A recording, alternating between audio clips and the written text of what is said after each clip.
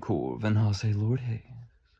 This is Boring Normal Dylan, Episode 1. Dylan Huggy was, without a doubt, the most normal person in his entire city.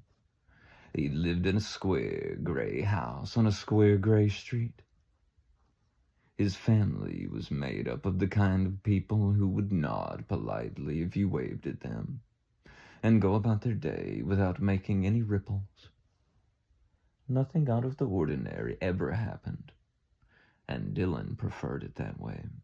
In fact, the idea of anything outside of his routine irritated him deeply. There was a certain comfort in predictability. People who smiled too much, who laughed loudly, or who even dared to enjoy their life in any way, well, they were just irritating. Dylan had learned long ago that if you wanted to fit in, you had to blend in, be boring, be normal.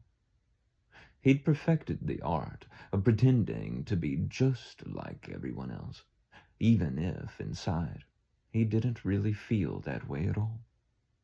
Inside, he was angry, confused, and, truth be told, envious of the people who could live with joy.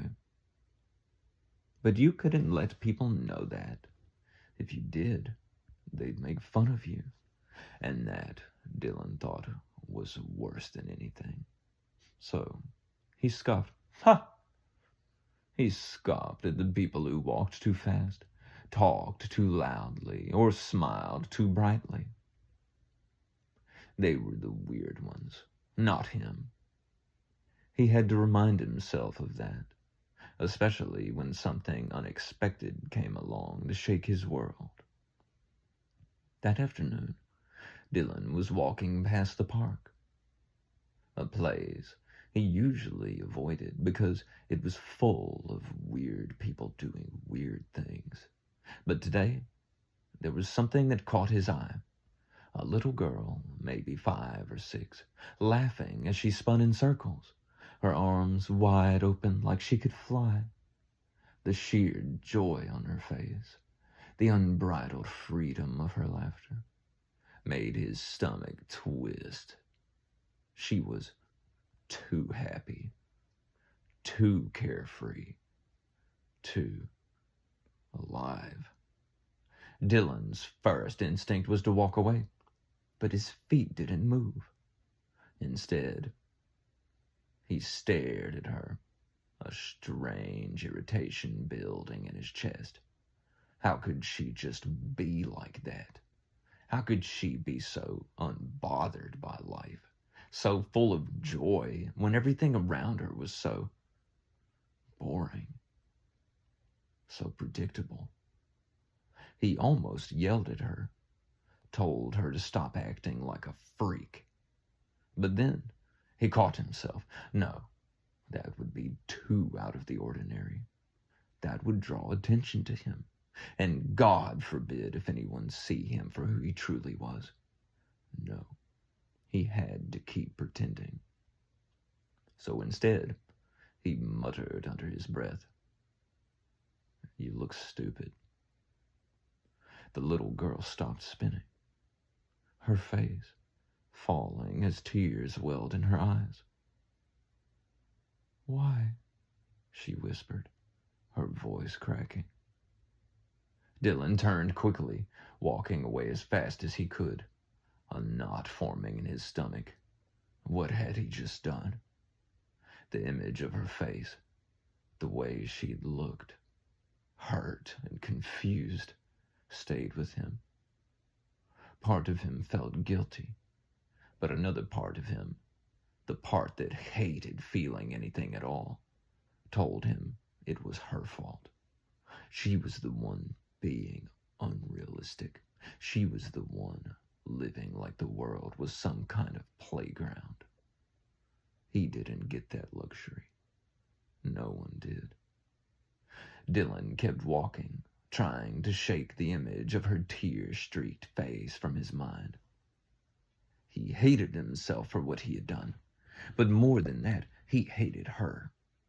Hated her for showing him something that he didn't even know he wanted. Happiness. But why should she get to be happy? Life wasn't about happiness. It was about getting by. As he turned the corner, Dylan nearly collided with someone. A man with a confidence that oozed from his every step. He wasn't like the people Dylan usually saw, hunched and defeated. No, this man walked like he owned the world. He was unapologetically himself. And when he laughed, genuinely laughed, with a deep, rich sound that seemed to vibrate through Dylan's chest. It sent an involuntary shiver up his spine. Dylan had never heard a laugh like that before. It was the sound of someone who wasn't pretending. Someone who wasn't trying to hide. And that pissed him off. God, Dylan muttered under his breath. Just act normal. The man stopped walking and turned slowly to face him. His smile was knowing, almost amused. Normal? What is normal to you, Dylan? Dylan froze. How did this guy know his name? The man? Corvin Lord Hayes tilted his head, his gaze sharp and penetrating. Do you think being normal is going to make you feel alive? You're standing there pretending to be bored by life, but all I see is fear. Fear of joy, fear of living, fear of yourself. Dylan's heart pounded in his chest. He wanted to argue, but the words caught in his throat. You're so busy pretending to be normal, Dylan, Corvin continued, his voice low and almost hypnotic, that you've forgotten what it feels like to be human. He stepped closer, the intensity of his gaze never wavering. You want to take away the joy of others because you're afraid of it. But listen to me, that is the real curse. Dylan didn't know how to respond. He was torn between anger and something else, something like understanding. It was like Corvin had opened a door inside him, and Dylan didn't know how to shut it. Corvin's smile faded, and he took a step back, turning to leave. You've got a choice, Dylan. You can keep pretending to be normal, or you can start living, but you don't get to have both. Dylan stood there, speechless. His mind was racing.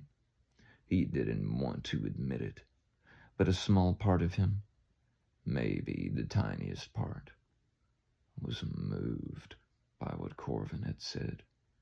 Maybe there was more to life than just getting by. As he walked back home, his thoughts were scattered. He barely noticed the people around him. And then, as he turned the corner onto his street, he saw the older brother of the little girl he had hurt earlier. The boy was tall, with broad shoulders and an expression that could melt steel. He was glaring at Dylan, his fist clenched. You're the guy that made my sister cry, the boy said. His voice was calm but full of anger. Dylan swallowed. His mouth was dry. He knew what was coming. The boy could easily beat him down, but he didn't. Instead, He stepped closer, towering over Dylan, and said, "You don't know what it means to be kind, do you? To treat others with respect. But I'll tell you something. I forgive you. You don't deserve it, but I'm giving it to you anyway. Maybe someday you'll understand what that means, but right now, you don't." And with that, the older brother walked away, leaving Dylan standing there, tears welling up in his eyes.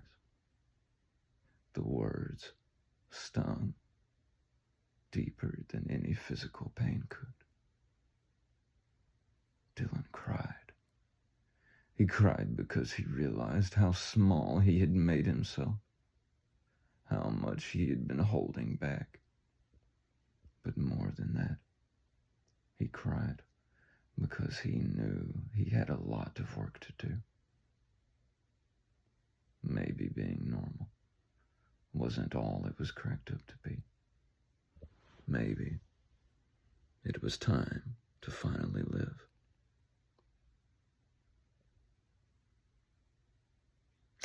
The end.